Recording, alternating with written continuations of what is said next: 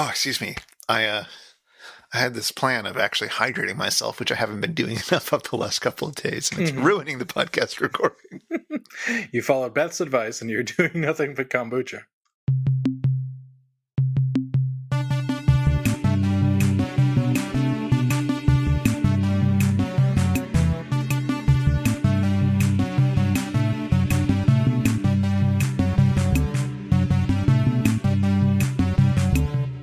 This time we watched Season 5, Episode 8, Operation 007. In which Neil Connery fights Neil Pleasance with music by Neil Barry. I thought it was by Neil Hefti. You need a hefty bag for that one. But first, before we get to the episode, we have some follow-up. It's a little different. It involves a scene from today's episode. Before we talk about the episode, we're going to talk a little bit about the episode. This is what I'm saying. And here's what it is. Longtime listeners will recall that a few episodes ago when we were talking about The Last Chase, you brought up that what you really wanted to see more than anything in the world was a scene in a schlocky action film in which a car drives down a runway and hits a plane straight in the cockpit and goes up and passes through the pilot and everyone dies and there's carnage and explosions and beautifulness. Mm-hmm. And then a listener Marty wrote in to suggest that you look at one of the Fast and Furious movies. But that would not do. No, it was too helicopter-based for your needs. Mm-hmm. And I think it was a Die Hard movie. Oh, you're right. I really, they're all the same. They're interchangeable at this point, yes. And then we got another letter from a good listener from Reddit this time, who recommended that you watch Operation 007, because indeed inside this film there is a scene in which a remote-controlled car drives into a plane that's landing on the runway and there's a big explosion. Mm-hmm. So, has this slaked your thirst for this kind of scene? It kind of has, because to paraphrase Meatloaf, don't be sad because 2 out of 3 ain't bad. Because I did even suggest that such a film would only be Italian schlock, and sure enough, here we are, Chris. But I had hoped that a car would go through the front of a plane and then like jam through the pilot and it would explode the car, but then the airplane would explode and we get these beautiful model shots. What we got was a remote control car going into a small plane, but beggars can't be choosers, so I'm thankful for what we got. We did get a nice model explosion. Yeah, I'm assuming it's a model. This film didn't have a budget for a real plane, and I didn't pause the frame to check out to see whether it looked real or not in that moment. Yeah, when the most expensive thing in your movie is Bernard Lee, I don't think. Well, so are you thankful for finally getting this resolved? Yeah, I'm more impressed that it was in an episode that I've rewatched many times and always enjoyed. I completely forgot about this. It's almost as though the plot of this film is of no consequence. That event certainly doesn't make any sense in terms of what else is happening, I think. I don't remember. I couldn't tell you. We'll get to that in a moment, though. The reason I say, are you thankful for it, of course, is because this is going to be our Turkey Day episode. Recorded a mere day after Canadian Thanksgiving. Yeah, we're a little out of time these days, but that's okay. But yes, when this gets released, it should be American-style Thanksgiving. Did you do anything fun and festive for Canadian Thanksgiving? I mistakenly went to the grocery store thinking it was open, got frustrated, and went to Popeyes. Oh, nice. I had the most Canadian Thanksgiving dinner of all, which is to say... It was at Anne Murray's house? It was, and we had poutine. Ooh. I just realized that our local poutineery delivers, and I was like, oh yeah, this is how I'm going to do it. So I got myself some fancy poutine and just ate 1,300 calories worth of poutine for dinner. Wow. It was great. Oh, to be a living boy like Chris Puma. Well, I hope all of our Canadian listeners had a happy Thanksgiving when, we recorded this a month ago. And I hope all of our American listeners are going to have a happy Turkey Day. And I hope that we haven't even heard at this point. I'm sure you all know, listeners, but we haven't heard yet whether there's going to be any kind of Turkey Day marathon, if there's going to be any big announcements planned. It's total mystery from us in the year 2019 when we're recording this. Although we can very easily cut something up right now using the following statement. Chris, I'm very sad, happy about the news of the new season. Yes, the news was entirely expected. Mm-hmm. Yes, and we will forever remember this day, and it will affect not just Mystery Science Theater 3000, but this show forever. Indeed. That's the future, though. Let's deal with the present, by which I mean the episode we're going to release in the future that took place a long time ago and was based on a movie even older than that. It's another time chaser film. No, it's not. Let's just get to it. This time we watch Season 5, Episode 8, Operation Double 007.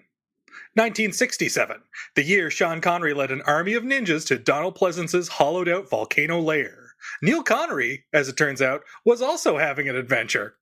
Sean might be James Bond, super spy and catnip to ladies everywhere, but Neil is a world-famous plastic surgeon, hypnotist, archer, and he's even an expert lip reader. Ooh. Huh.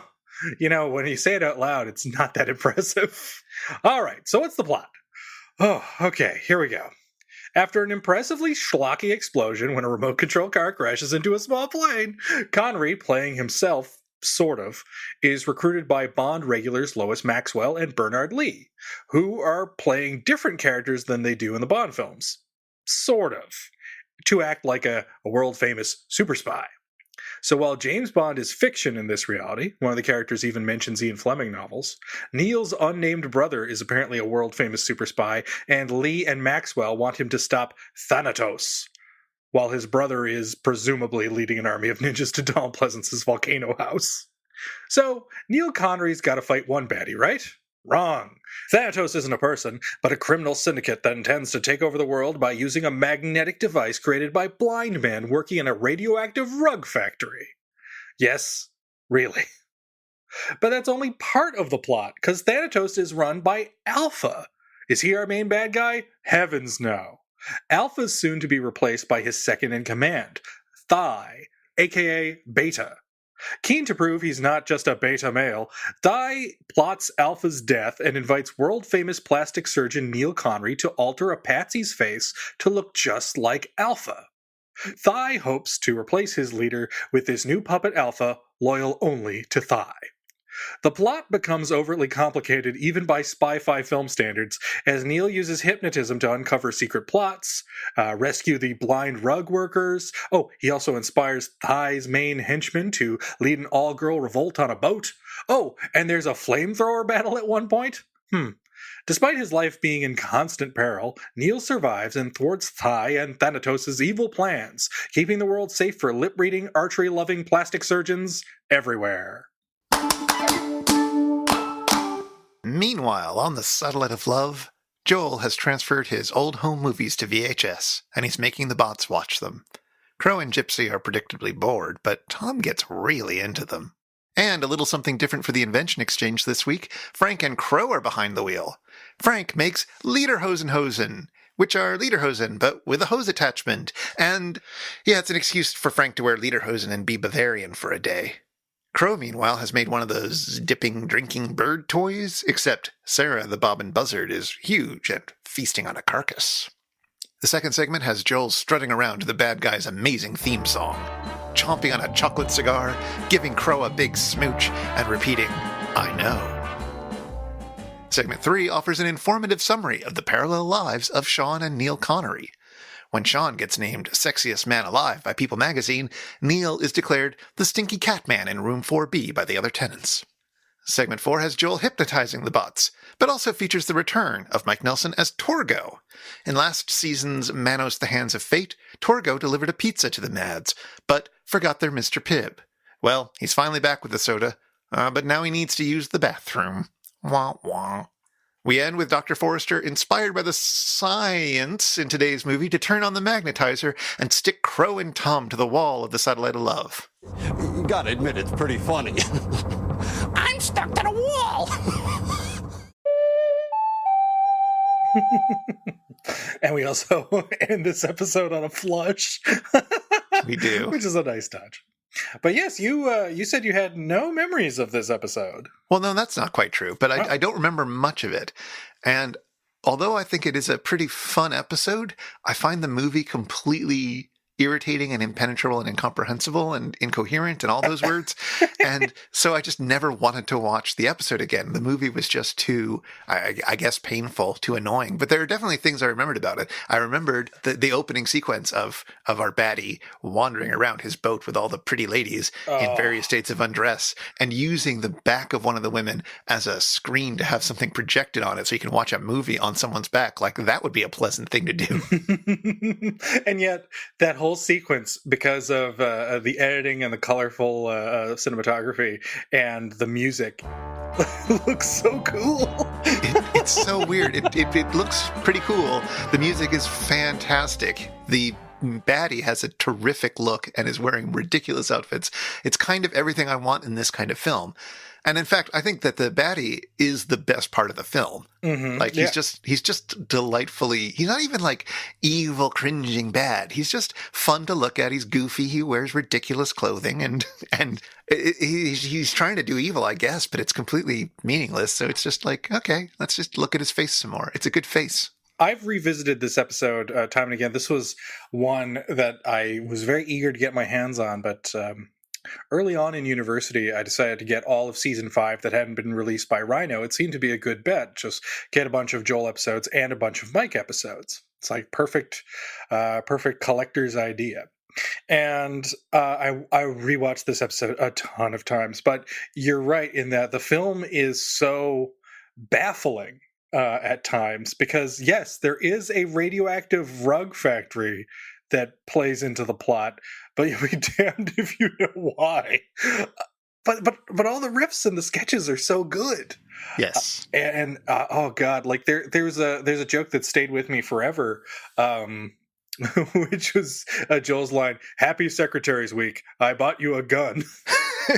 Yes. and all the riffs they have for the amazing Neil Connery song, you know, it's like, he likes to wear mittens, he has a deviated septum.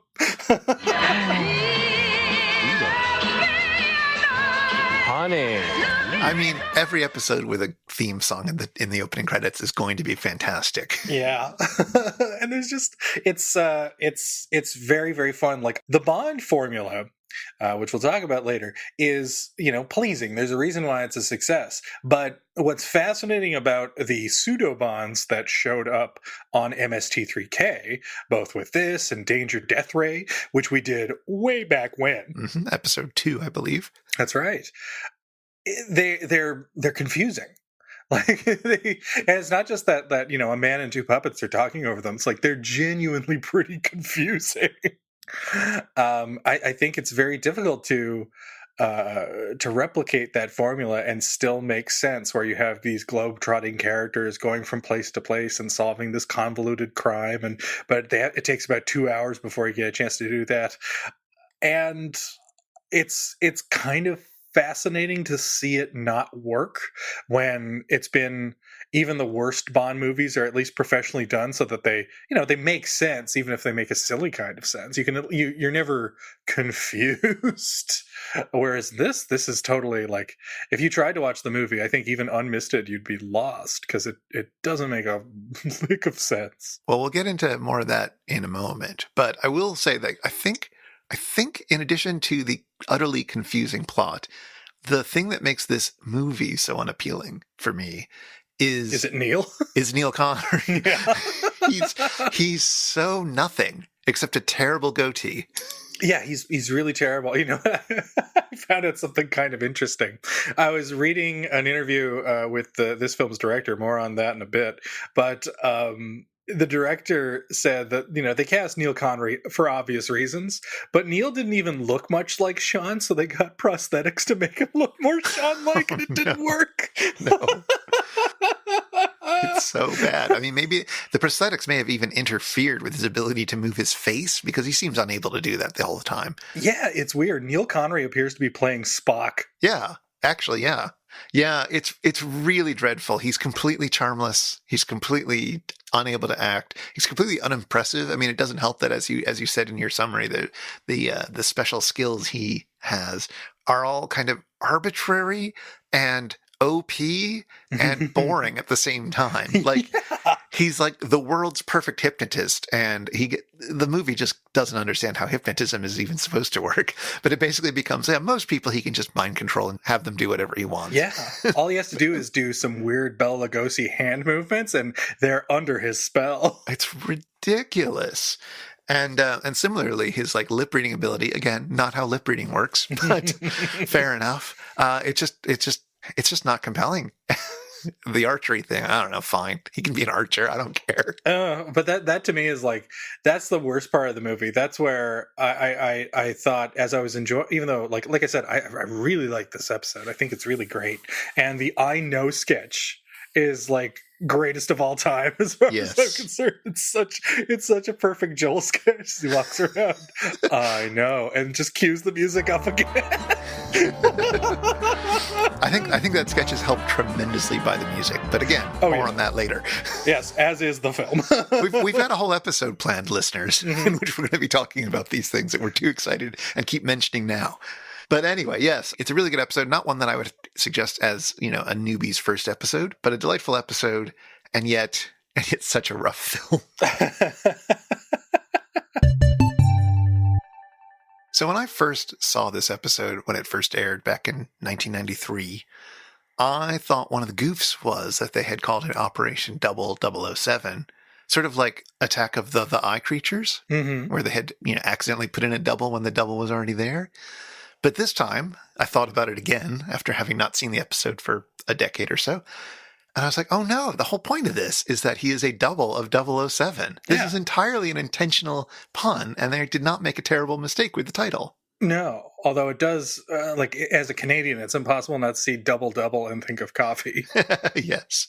But how much is Neil and his character here actually like Bond? For I have never watched a Bond film.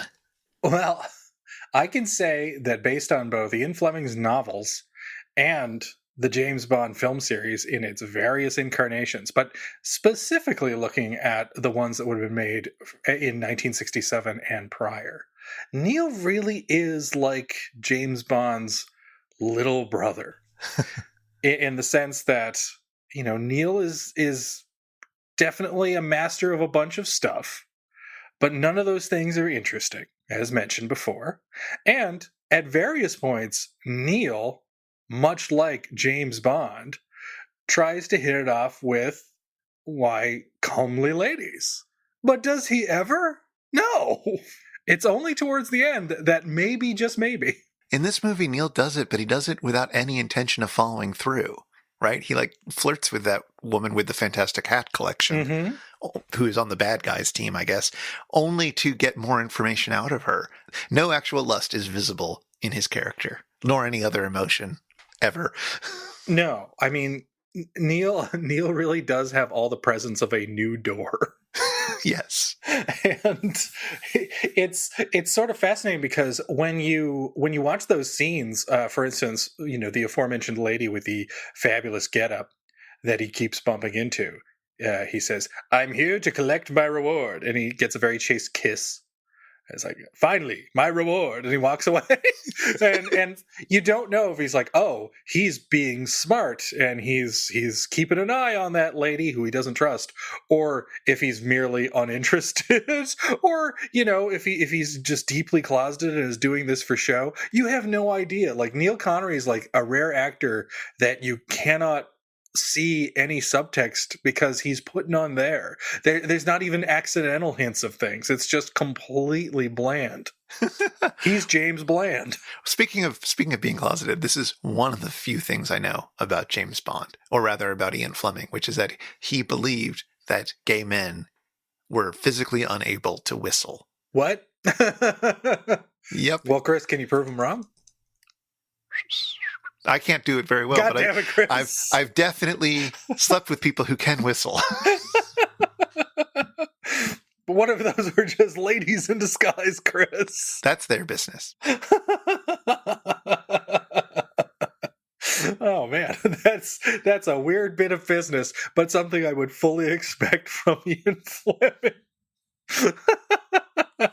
Oh man, it's kind of fun to watch some of the older James Bond movies that were made while Fleming was alive, and being like, oh, these are less dated than the books.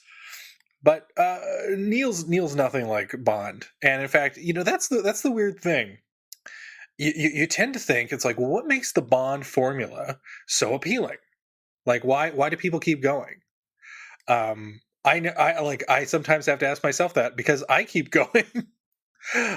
And I know that of the many types of Bond films that are made, and when I say many, there's probably only really three, but there's the ultra lavish, ultra sensory overload Bond film where the emphasis is on how beautiful the men and the women look. It's the emphasis is on their outfits. The emphasis is on the sensual music of usually John Barry. And it's all about the sort of these exotic locales that are gorgeous, and Monaco and then someplace in Africa that's stunning or whatever. So much of James Bond movies are travelogues. Yeah, that's what I think of anyways, from somebody who more or less hasn't watched them. Although one of the ones I have seen quite a lot of because it was on in the background during a holiday is the recent Casino Royale. And that just takes place in one location, as far as I can tell. There's a bit of traveling around, but a huge chunk of the movie is either in that casino where they're playing Baccarat or whatever, Texas Hold'em, I think actually, or for that Casino Royale. They're also in a shed owned by Mads Mikkelsen, as Mads Mikkelsen tries to pulverize the testicles of Daniel Craig. Oh yeah. Huh. I didn't see that part. Yeah. That's just it. You get your Bond largely in two varieties, but there's like a third. You usually get the ultra fun, often you can tell a little bit 60s Batman inspired of the Adam West variety James Bond movies that rose with Connery. I mean, Dr. No predates the Adam West Batman, but as those movies go on, they get more and more like Batman, to the point where I believe it's Goldfinger, where Bond, in order to not be seen underwater, swims. He's wearing a full wetsuit, but he's got a pigeon on his head. Okay. So he's got this ceramic pigeon that's just like glued onto the top of his wetsuit. Don't ask.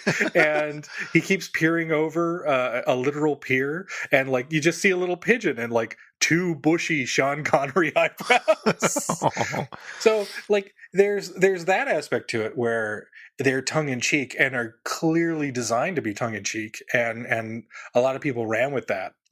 Or alternately, there's the model that Daniel Craig and Timothy Dalton and unintentionally George Lazenby went off with, where it's like, oh, let's go back to the roots of the books, where they're a little grittier and a little darker, and James Bond is a little more unsure of himself and a little more neurotic, as opposed to the confident playboy that I think so many people know because of Connery and Moore. Right. Are those the... Wait, so we've got travelogue ones, we've got silly ones, and we've got sort of suave ones. Well, what I would say is that there's the fun, silly travelogue ones, and admittedly, almost every James Bond movie has an element of the travelogue in it, right? Even the ones with the fewest locations. But you've got ones that are all about sensuality and are over the top, and you've got ones that are genuinely trying to be gritty, thrilling spy spectacle. So they're a little more down to earth, and they're always trying to show that James Bond is in real danger. And those films sometimes cut down on the locations. And then you have the kind of uncomfortable hybrid of James Bond is still a little dark, you guys, but incredibly silly things happen, which is where the Daniel Craig films are right now. Oh, interesting. So this movie, Operation 007, mm-hmm. It does do a bit of traveling around. Yep. In very confusing ways. It is never pretty. It's an ugly, ugly film. Especially after the opening sequence. It seems like they really spent everything on exploding that plane and then wandering around with our big baddie on his boat. And then it's just like terrible looking shots of Monaco. Well, I will say I did love the set piece with the Pussycat Club. Oh, yes. Okay. So, yes, there is. All right. Why don't you explain to our listeners who may not have watched this episode recently what the hell was going on in that scene? God only knows. Well, all of Mr. Beta's hench ladies. It's Master Beta. Wow. I mean, I didn't have a good look at his hands, so I couldn't tell how hairy they were. But they are all together, and they just knock out one by one every bit. For whatever reason, I forget where they are even in the movie, because the movie, as we have hinted at, is confusing. Yeah, they're somewhere on like a desert road. I don't know why. I don't know where. They keep knocking out like military guys. Yeah. And that's just it. This whole thing is made delightful by the fact that you have all these beautiful, elegantly dressed women who look like they're about to go out for a night of can-can dancing. Yep. And they murder all these guys while on the soundtrack, you just hear meowing. Yes. Yes. And the movie does come to life a little bit there. It does. And then they put up a big like poster on the side of the vehicle that they've just taken over. Yes. And oh God, what did it say? Shoot, I thought it was like the Great Pussycat Circus. It was something like that. Yes, it was very appropriate for the recent tour. Oh man, that scene was great and it made no friggin' sense. No. But I can see why Best Brains would have been attracted to this movie. Sure. So the other thing in this is that there's a lot of references to Bond in it. We've got people who were in actual Bond films playing very similar roles, but with slightly altered names to protect themselves from the lawyers. Yes. And it's it's kind of a fun game of like, you guess where the Bond person is and is from, especially if you're only familiar with newer films or you've only seen one or two Bond movies, because playing Miss Maxwell is Lois Maxwell, who is the original Moneypenny. And she honestly, Chris, I've seen this episode at least 7 times, possibly double 7 times. And I will be damned if I could tell you what Miss Maxwell is supposed to be. I mean, she's the one who hires him, right? But like, from who? Who is she working on behalf of again? Like England? Well, she's definitely in charge of the super spy. So I think she does say where she's from at some point, but I don't know. You're supposed to be able to read her and quickly say that's Moneypenny, therefore she's in charge of MI whatever. Mm-hmm. But that's the interesting thing, is that Moneypenny is just a secretary in the James Bond movies. Oh, okay, right. Yeah, she's got a far bigger role in many ways. Her greatest role and Lois Maxwell's best attempt to stretch her acting chops comes from Operation 0007, where she's given much more to do and at one point handles a flamethrower. Yeah, I mean, I liked her well enough in it, but oh yeah, she's perfectly fine, perfectly charming. She is all Canadian, so she's a part of our heritage. Oh, nice. She's the only Canadian Moneypenny, indeed, the only Canadian regular in a James Bond movie, and it was so beloved as Moneypenny that well past her 60s heyday, she was Moneypenny. Like, she was Moneypenny up until 1983. Well, this was the thing I was going to ask, which is, are these actors in this film because they can't get other work? Ooh, that's a good question. I think at the time, the promise of you appearing in a Bond movie every year, you might not need the work. So I think with this movie, the appeal for these actors, because the James Bond series in 1967, I don't know if it was at its most profitable, but it was certainly up there. This would have been like one of the big heydays of Bond. I mean, Bond has always gone through peaks and valleys since the 60s. But 60s Bond is like Bond mania. So they would have been doing okay. But actors don't turn down work.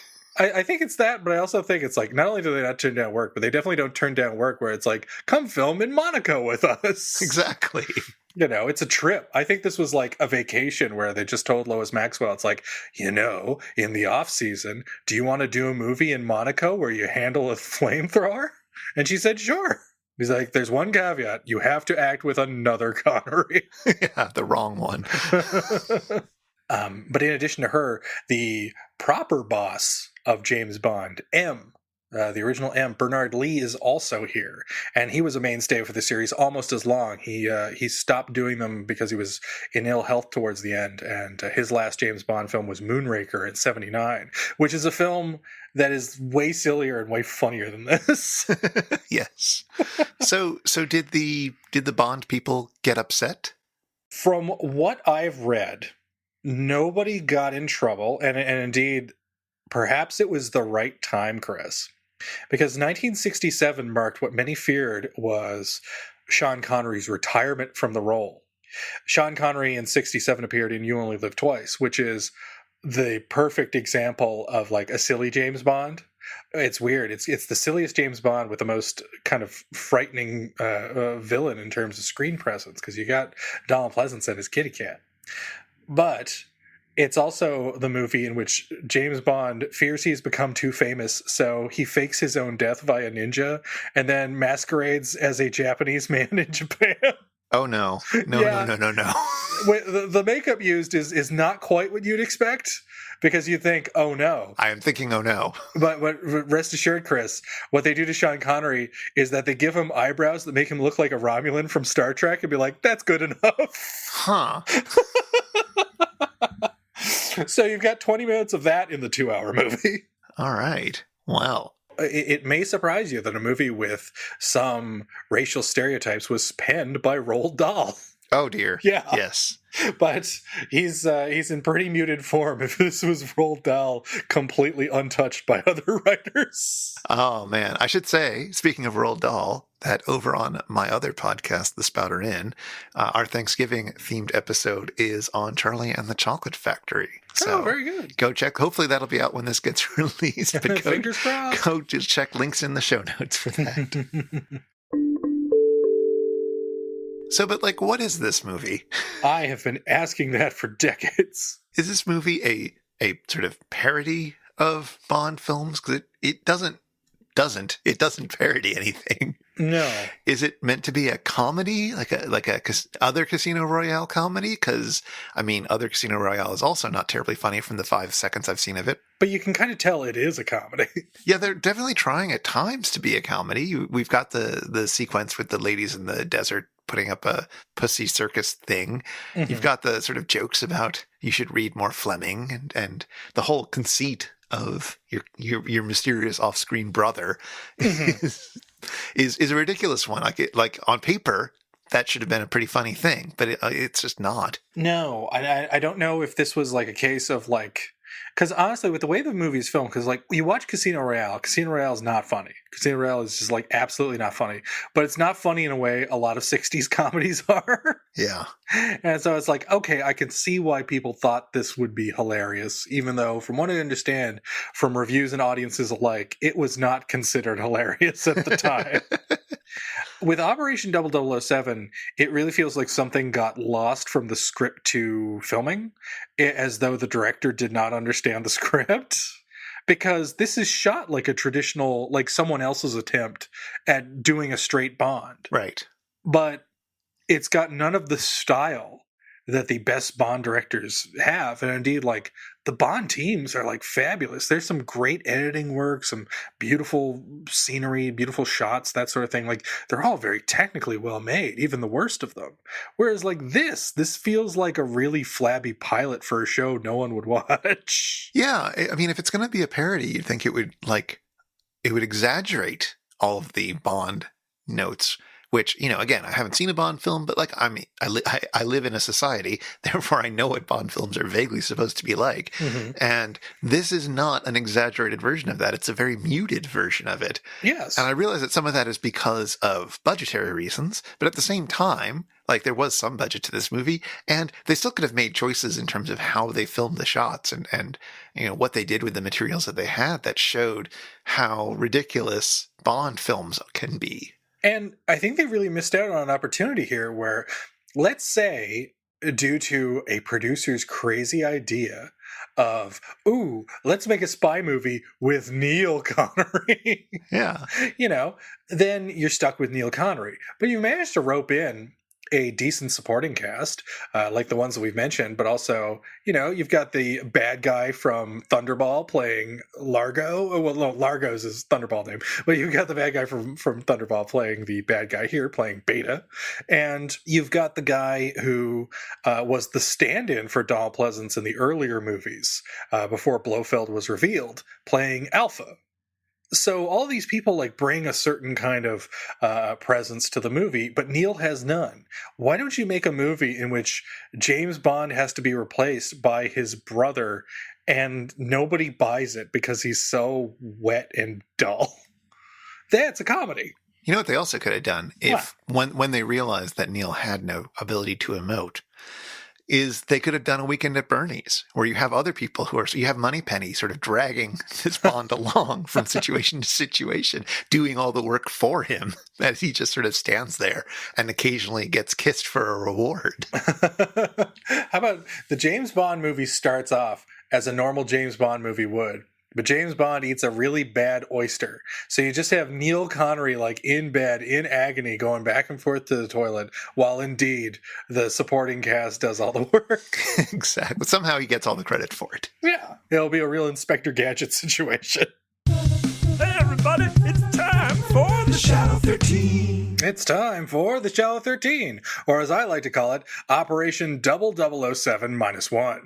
It's a math joke, so please enjoy it. Mathematically. Go, Chris, go!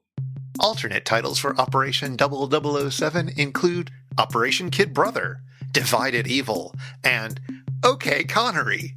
I guess that stands for Operation Kid Connery, but maybe it's suggesting that Sean is the Great Connery, while Neil is just an OK Connery. It was under the alternate title of Operation Kid Brother that this episode was released on DVD and streaming by Shout Factory. While the episode itself is unaltered, the title on official releases needed to be changed because Operation 0007 infringed on the trademark of 007, which is owned by the Broccoli estate that retains the rights to James Bond's various cinematic iconography. Operation Kid Brother was one of the more common titles used in the US, paired with the slogan, Operation Kid Brother is too much for one mother. This was also a bit of sly copyright trampling, as it's a play on the 60s Bond spoof Casino Royale.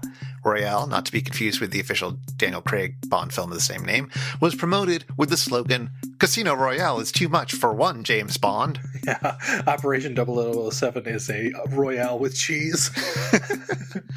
Joel remarks that Neil sounds like Hercules from all those Italian peplum films they watched. If my information is right, you'll be indebted to me. It sounds like Hercules. Of course. Those hoping to hear Sean Connery's Scottish burr and prominent lisp from Neil Connery were undoubtedly disappointed, as Neil's been dubbed with an American accent. Since Italian movies of this period were recorded without sync sound, actors would have to loop their own dialogue after the fact. Neil Connery was reportedly too sick to record after filming Wrapped, and an uncredited actor provided his wooden, generic voice. Yeah, he was poisoned. With so many familiar faces from the Bond saga popping up in Operation 0007, why don't we ever see Sean Connery play the oft-mentioned world-famous spy and brother to Neil? Apparently, Neil was asked to rope Sean in for a cameo, but informed the producer that he and Sean weren't particularly close. And this fact comes from no less reputable an authority than Uncle John's absolutely absorbing bathroom reader, 12th edition. Tom promises that Neil Connery won't return. Sean Connery's brother won't be back again in anything. Though Neil didn't reach the same heights as his brother, he did appear in a handful of TV shows and even a couple more movies. The most interesting of these films sees Neil as Mr. Bond in Tsui Hark's Hong Kong actioner Mad Mission 3, Our Man from Bond Street, where he co-stars alongside MST3K favorites Richard Kiel and Peter Graves. And Neil wasn't the only Connery to follow in Sean's footsteps by playing a spy game. Sean's son, Jason, played Bond's creator in Spy Maker, The Secret Life of Ian Fleming. This 1990 telemovie depicts Fleming as getting into spy jinx during World War II and really leans into the Bond cliches. The movie also co-stars Quest for the Delta Knights alumnus David Warner. In his introduction as part of Shout Factory's DVD release of this episode, Joel champions Operation 0007 as a particularly strong installment of MST3K due to the colorful film, the high quality of the riffs and sketches, the joy of being in the environment of a James Bond movie, and, according to Joel, hearing his young self do impressions he no longer knows how to do. According to the opening home movies sketch, Joel Robinson was a member of Swing Choir. Next season, both Dr. Forrester and Mike Nelson boast about their high school swing choir days in the Skydivers. Some jokes are turtles all the way down. Tom makes reference to a specific line from Gamera not just once, Must be one of those airplanes I've heard them talk about so much lately. but twice. That must be the Thunderball I heard them talk about so much lately. The old drunkard in the Sandy Frank dub of the original Gamera features the genuinely bizarre delivery that deserves to be celebrated. For more on this actor and this line of dialogue, check out It's Just a Show episodes 42 and 43 on both the KTMA and Comedy Central versions of Gamera. An incoherent, laughable Italian movie that desperately wants to emulate an English-language hit, but also puts its main villain in an uncomfortable-looking leather uniform? It could only be the work of Alberto De Martino, the director of Puma Man. Yes, this is the first of 2 De Martino films done on MST3K, and for more information on De Martino and whether Puma Man ruined his career, check out It's Just a Show, episode 36. Though hardly a special effects extravaganza, Operation 0007's SFX artist Dino Galliano would do the elaborate special effects for David Lynch's Dune, and did effects work on Martin Scorsese's The Last Temptation of Christ, Schwarzenegger vehicle Red Sonja, and even did uncredited work on the official James Bond film For Your Eyes Only. Pop singer Christy sings the memorable opening song. He charms me.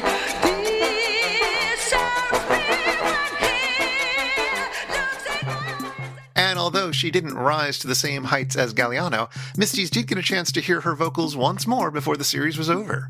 Christy, real name Maria Cristina Brancucci, sang the memorable Ennio Morricone song Deep Down from the opening credits to Mario Bava's Danger Diabolique, riffed in Season 10. And that's time. God, that opening song is good. Yeah, I have this soundtrack. I mean, it's so awful, but it's so good. And as we've already mentioned, that baddie guy music that Joel returns to for that one sketch is just delightful. Yes. And it's funny is that speaking of the many ways in which this movie, both in its contents and its marketing, really skirts copyright, the bad guy theme is very, very close to the Bond theme. Yeah, it's a bit there. It's very on the nose. It is. So this is not really much of a surprise because I think even Joel and the Bots noted, but I certainly noticed in the opening credits that the music was by 2 people, but one of those 2 people was Ennio Morricone. Yeah. So that means I think it's time for us to take a little drive over to the Scorner because who knows when we'll get this chance again.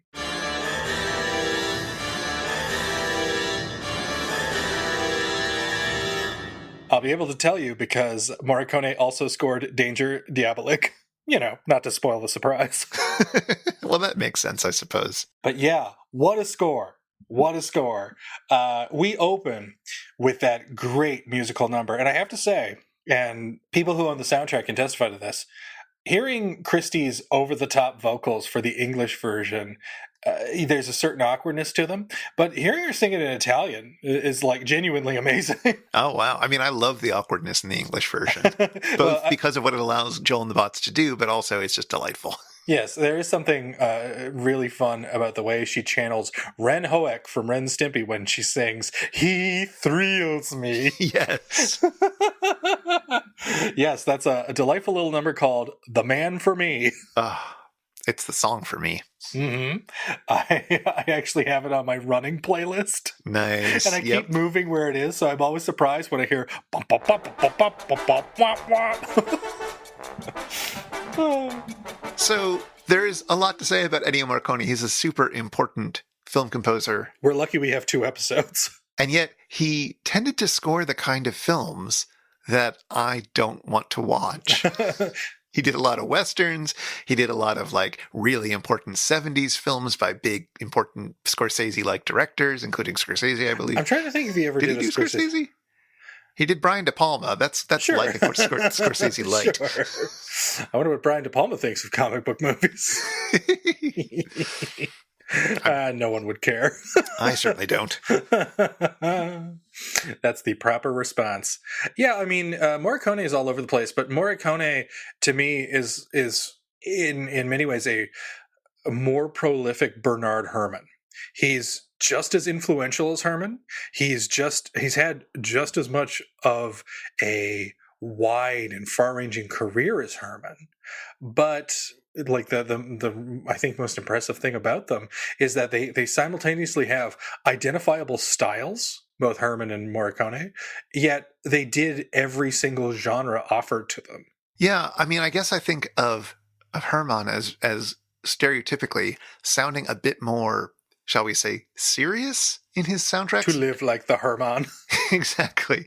That he does these things which are sort of heavy and important feeling, and you can much more easily imagine being played at a concert hall alongside a Beethoven piece or something. Mm-hmm. Whereas Morricone's pieces tend to be, I mean, they're not like they're not serious. I'm not trying to say that, but they're somehow lighter. They're somehow, I don't know, the melodies are a bit sort of bigger and poppier in some ways, even when they're dark. Well, that's why Morricone is the perfect choice as one of the composers here, because he and John Barry, I think, come from the same school of being influenced by pop music of the 50s and 60s.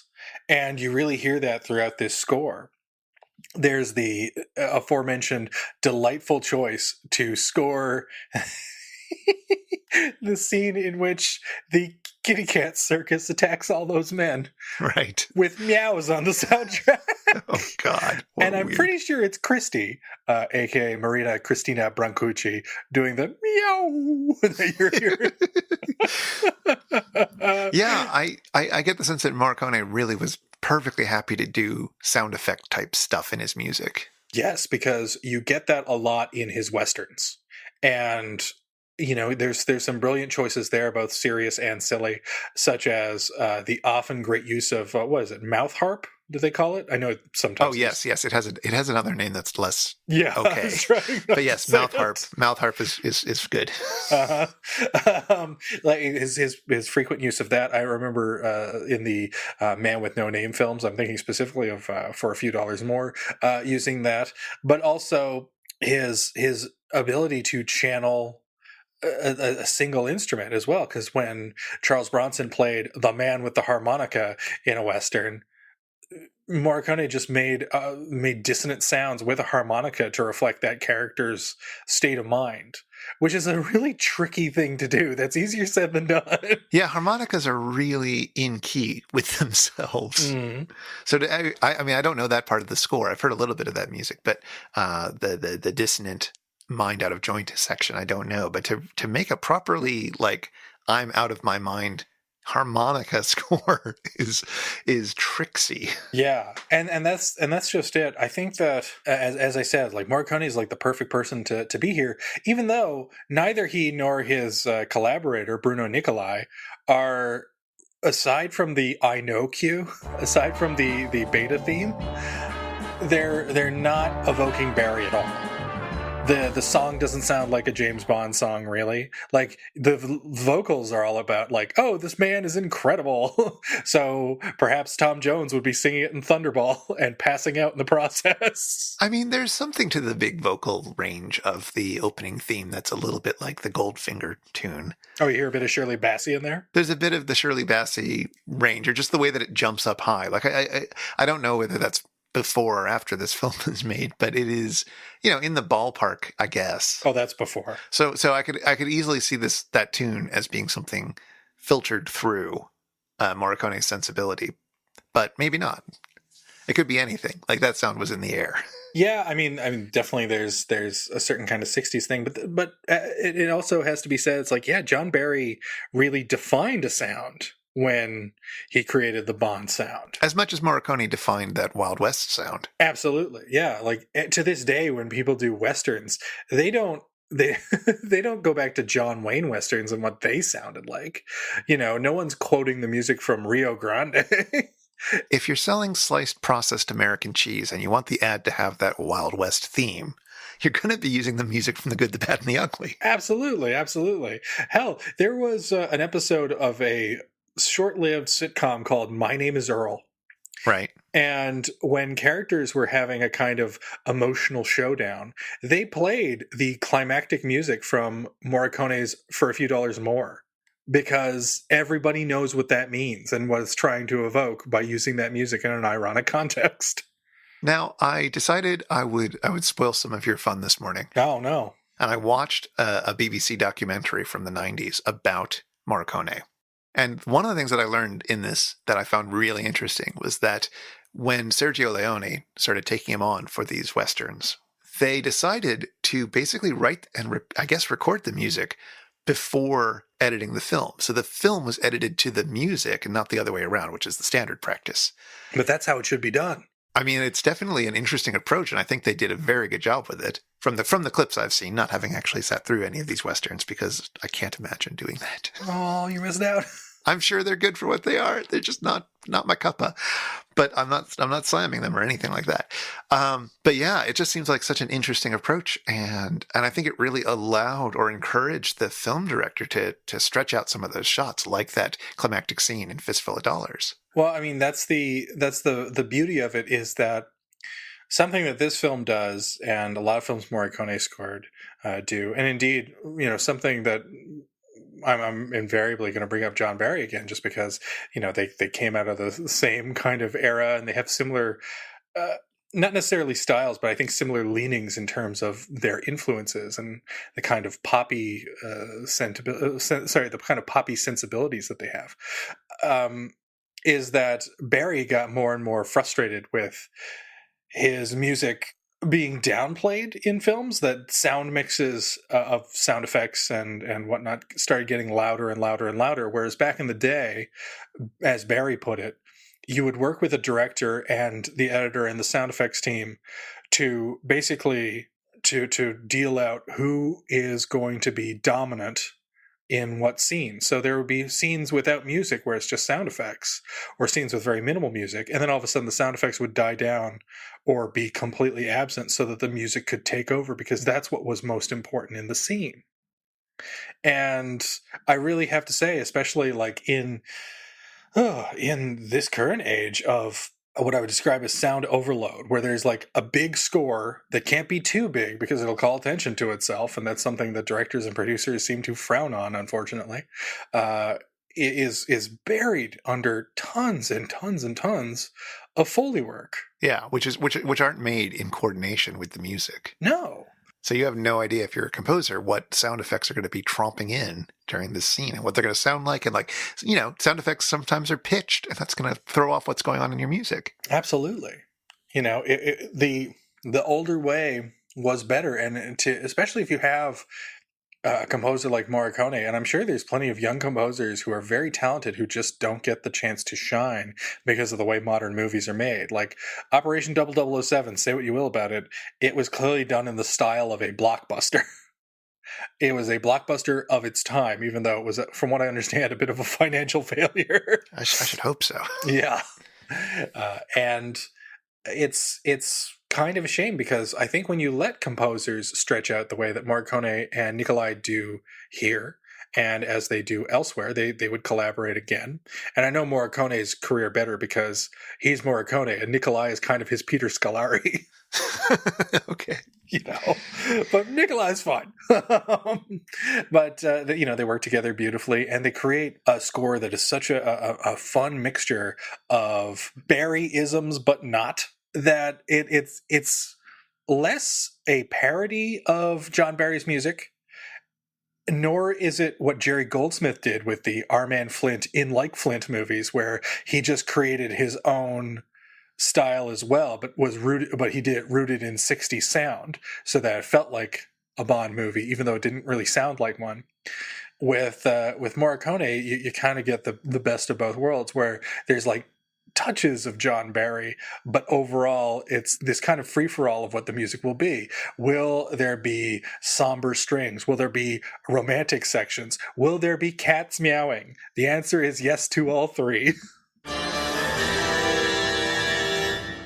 Remember how, at this point in the episode, you guys would ask me if I had one final factoid.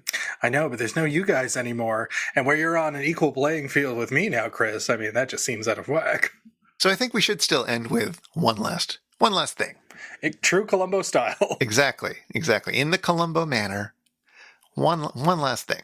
There's a moment when Beta is entering into a room and he's wearing a flamboyant outfit. It is sort of gold and shiny and draping down him, and it's just amazing. And Joel jokes, Senor Mendoza. Jessye Norman wants her caftan back. That is another reference I don't get. yeah, we'll put aside for the moment the question of whether that outfit he's wearing is actually a caftan. I'm not sure. Internet research drove me in circles, but I'm perfectly happy to call it a caftan. But do you know who Jessye Norman is? No, not at all. Jessye Norman was an opera singer. She was a soprano. She was a black woman and a soprano. And she was, when this episode came out, she was sort of at the height of her fame. And she was really good.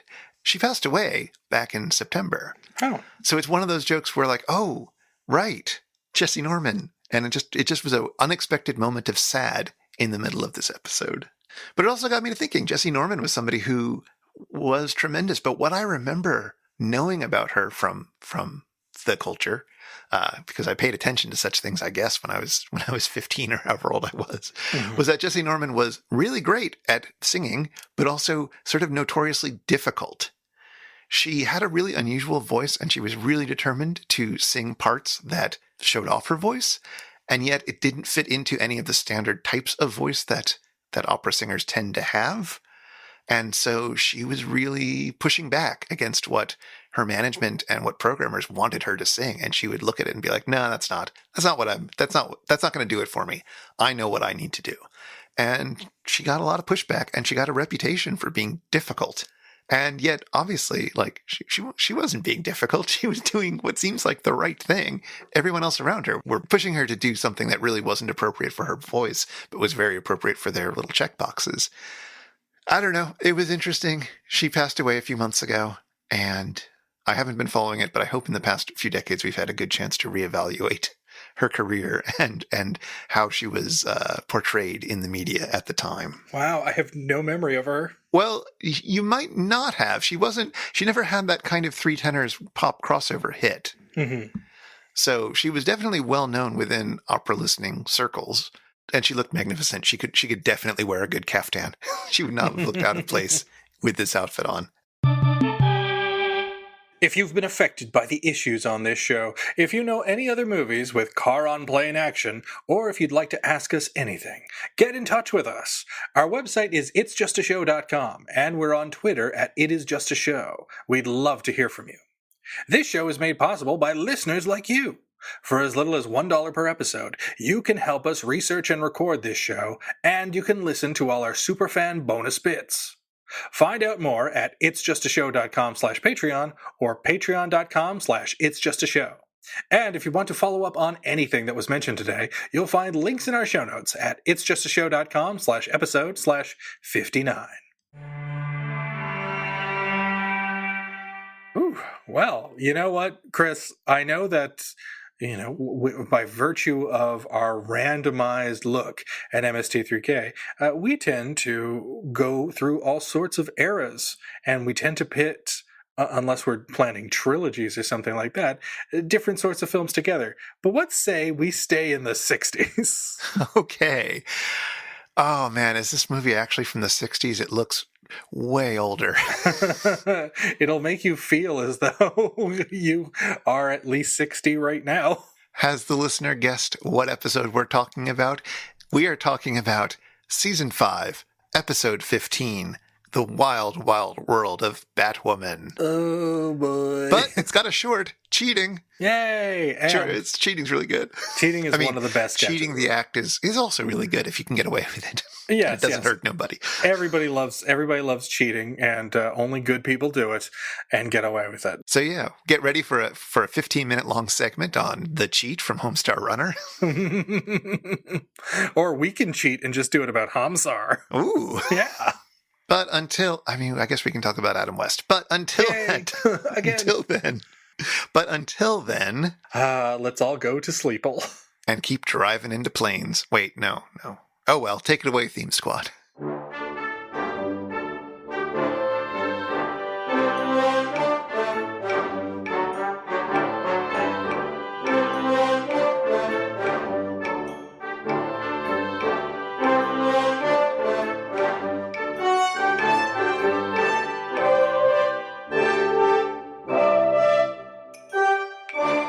It doesn't